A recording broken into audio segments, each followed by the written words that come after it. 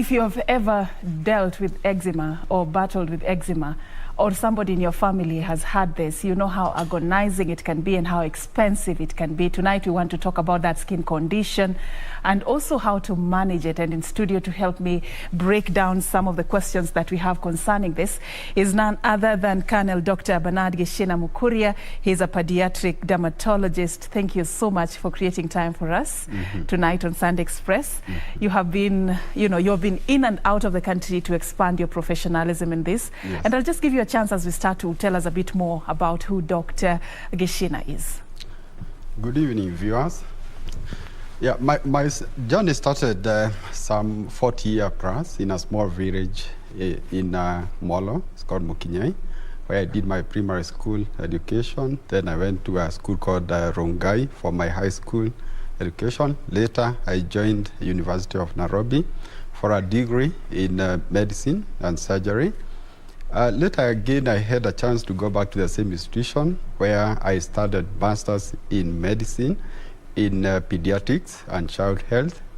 Later, way back in 2014, I had a chance of going to University of London, where I studied masters in clinical dermatology at King's College, London. Then again later, I've gone out there in Delhi, where I did a fellowship in aesthetic medicine. All right, thank you so much for that. We just want to understand in simple terms what eczema is. And let's begin there, probably. Just to, take us through the common, signs. How does it exhibit for them who may be asking themselves what it looks like and how to differentiate it from the normal heat rash? Thank you, Serfine. Eczema, to start with, it's a very common condition. And in terms of how you can differentiate it with other skin rashes, as you are talking about, as you have mentioned, it's good to know that ideally we are not supposed to have, we don't have any normal skin rashes. Yeah. In a nutshell, actually, for a baby, we are supposed to have a flawless skin. So you don't have normal skin rashes. But when it comes to eczema, these are conditions, before even I got there, it's a very common condition. You need to know that, actually in pediatric age group. And if you look at our statistics and from the studies that have been done locally and even out there, we are almost having between 30 or 3 or 4 children out of 4, out of 10 in this country who have eczema. And how it presents, the first instance for most parents actually it will come in the first 3 weeks of life. And the mom or the caregiver will note some redness, especially on the face. It can be associated with some bumps, those are rashes. Again, you can get dryness of the skin. And later you can get weeping around the same area. Later, as children grow, of course, they get some discomfort, yes, and itchiness comes in later, maybe from 4th, 5th, or 6th months of age. So basically, that's how eczema presents. It's a chronic condition. Unlike those other conditions, they manifest from first day of life. Those are the rashes. And number 2, they don't change.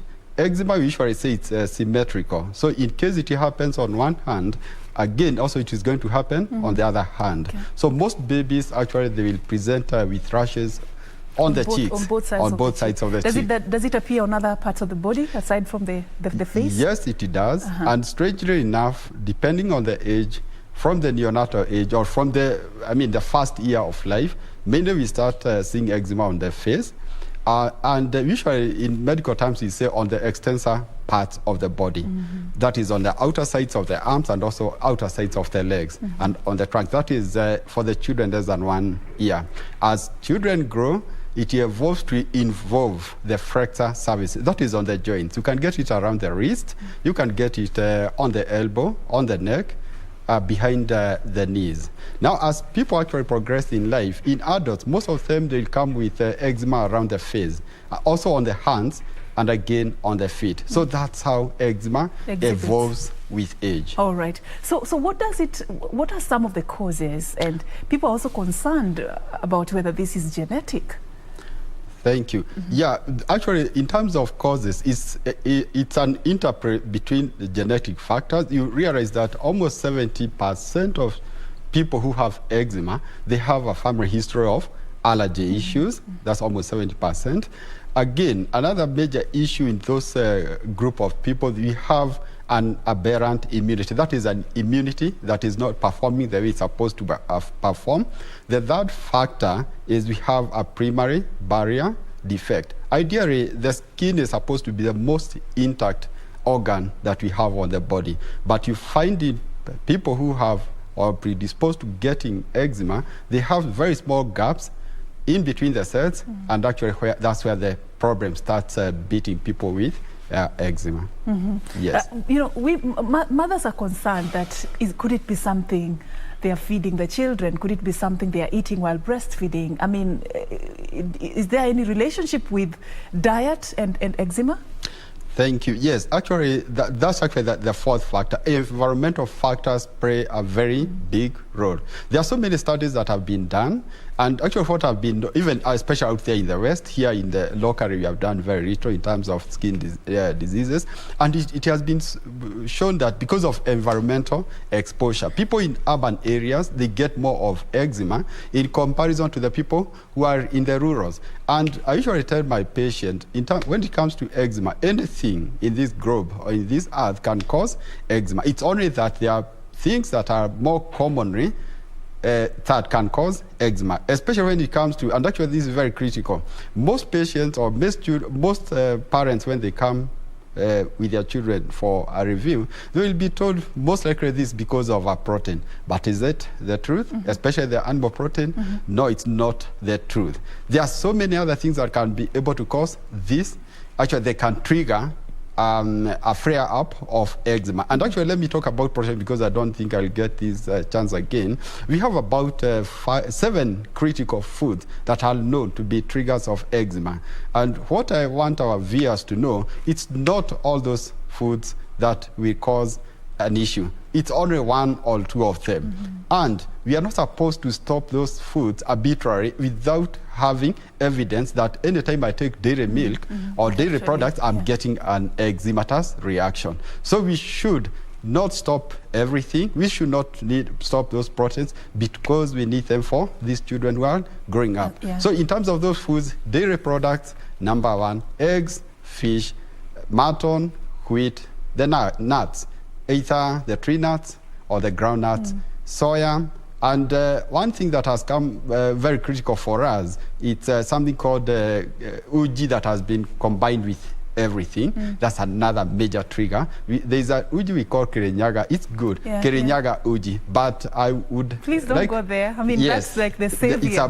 For most people, actually, they say it's a very good brand, but we know it's one of the key triggers of this eczema. Okay. But it's always good to consult also with a professional before you stop giving your baby anything or you suspect anything, right? Definitely. Sorry, I'm taking you a bit fast. I want us to get as much as possible from you. So what are the treatment options? I was talking to some parents who have really dealt with this condition for a very long time. It's agonizing, Daktari. Some even have spent so much just to buy, the creams that they use on the skin of their babies. Is it something that can be treated? Yes, eczema is treatable. But one thing from the word go, what people are supposed to know that it doesn't have a cure. We don't have cure for eczema. And the only cure, if it was there, is if you are able to remove all the triggers of eczema. So when it comes to management of eczema, number 1 thing is we need to identify the triggers, and if they are identifiable, we just remove them. We just remove them from the environment of the child who has eczema. Apart from that, number 2 is moisturizers, and they usually come in very handy. And actually, that's another very interesting area in terms of moisturizers, because people tend to think that moisturizers are going to create the rashes. They don't, and there are many. The best moisturizer, then again, we don't have a prototype moisturizer.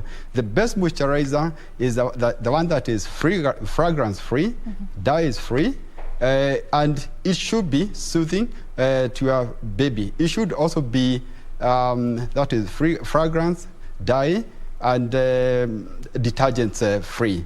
And there are so many, and you should use whatever you can be able to buy. You don't have to buy whatever. If this other baby is using, say, this brand and it's working for them, you don't have to go for that brand. Yeah, and again, the cost is very prohibitive. It's very expensive. And when it comes to moisturizers, the best moisturizer is the one that you can apply to your skin, even if it's this cow thing, the Aramis, just apply and you make sure the skin is moisturized. Apart from moisturizers, of course, there are topical corticosteroids. Again, another gray area, another area that people fear most, but unfortunately, they form the mainstay of treatment for atopic dermatitis.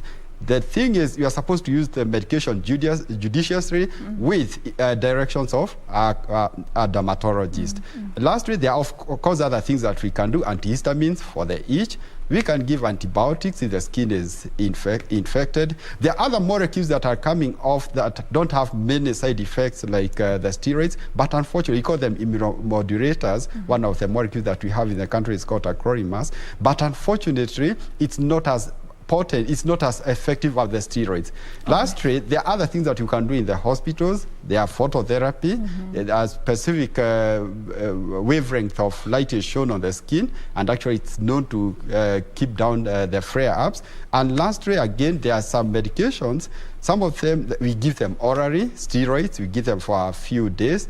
And if you're not comfortable with the steroids, also there are other agents, we call them non-steroid sparing agent, very effective. Yes, and they are there in the market, but they have to be prescribed by a dermatologist. I still have a lot of questions to ask you, Daktari, but I just want to give you a chance for your final words. You have a personal experience with eczema. There is hope. Thank you for painting that picture of optimism for us. As you finalize, just tell us a little bit about what worked for you, and just give a parent hope that this actually can be managed. Yes, eczema is manageable. From many follow-ups that we do, we know by adolescence, most children actually, they get out of eczema. When I was growing up, I had a very rough time because there were so many challenges. Most of the time you go to the hospitals, to many clinics, and you don't get a solution. People just guess. They give you this, they give you that, they give you that. And I think, actually, one of the jokes that I make, I took all my Dawazaminyo, those are antihelminthetics, when I was that young, because every time you go to the hospital, you are told this is Dawazaminyo, Dawazaminyo, Dawazaminyo. The other challenges, there are so many other challenges, you know, loss of sleep. Stigma was a major issue actually when it came to eczema. I know one day I visited a relative and I was almost thrown out of that. I had a severe flare-up at that time, and I was almost thrown out of that home. Other challenge is it's very expensive, as you said, and studies have shown actually management of eczema is more expensive than managing a patient who have diabetes or chronic or have heart disease. So it's very, very expensive, and I know most Kenyans, they cannot be in a position to get those medications. Thank you so much. And you're sitting here today having, you know, managed it well. And it's actually a very strong message to parents who are watching that indeed this agonizing journey can indeed come to an end. Well, probably in the near future we'll have you again to pick up from where we've left. There's so many questions we still have concerning the skin condition. Thank you so much once again, Daktari, for your time. I have been engaging Colonel Dr. Bernard Gichina Mukuria, a pediatric dermatologist, and he was just shedding light on how to manage childhood eczema. Thank you so much for your time, and also thank you for watching Sunday Express tonight. On that note, that's how we wrap it up. My name is Achieng Oma, and our sign language interpreter has been Byron Aboli. Have a good night, and God bless.